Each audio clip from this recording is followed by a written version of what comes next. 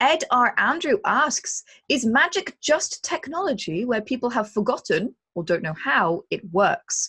Within our culture, we see a mobile phone, we're talking now about black box syndrome, we see a mobile phone as technology, but somewhere else it might not be. Now, this keys into Arthur C. Clarke's point, and funnily enough, this is something we were talking about over the break as well. Trent, you have the first crack at it, please, and then I will add a follow-up.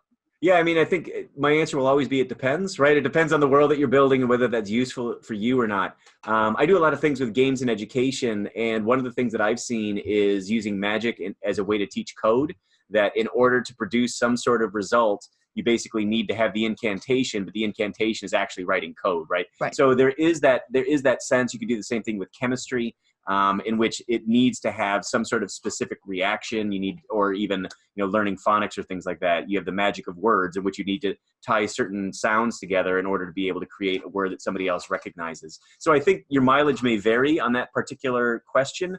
And then also the question of, like, we don't know why this does this, you know what I mean? And maybe nobody ever knows why. That's one of the, fantasy as a genre tends to be connected more towards mythology, legend, and ritual of, like, religious practices. And then there's always faith, right? There's this thing that is not only, it can never be explained, right? It can't be explained now, and it can never be explained because it's out of that realm of rationality and logic. So there could be powerful, as long as you don't use that as a crutch, as long as you use that as something that's interesting, like, we can't develop this anymore, we can't get a better healing spell because we just don't understand how it works, right? That could be an interesting way into a story or a problem in a world as well.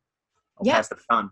Fantastic. Yeah, no, absolutely. And I think, again, it depends on your end game and on your end product. It's absolutely a trope within high fantasy, particularly within high fantasy where there's a lot of history in a world, that there is great civilizations that have risen and fallen, and that you find technology from their past, which is now believed to be magic artifacts. That is one of it. It's a very strong D&D trope. You see it a lot. It appears in a lot of other worlds. It's basically the premise behind Stargate, for example. So absolutely, you can go this route if you like. Something that I was saying to Trent is, and something that Stargate does, in fact, as well, is it presents a lot of civilizations in which they have magic, which they know is technology, which is too far advanced and they can't understand how it works. But there's still a lot of ritual and hoo-ha and hand-waving involved in order to make the technology work. Now, in my opinion, and this is, of course, a cultural construct anyway, in my opinion, the technology should be more utilitarian. Even if it's too hard to understand, it should probably be utilitarian in approach.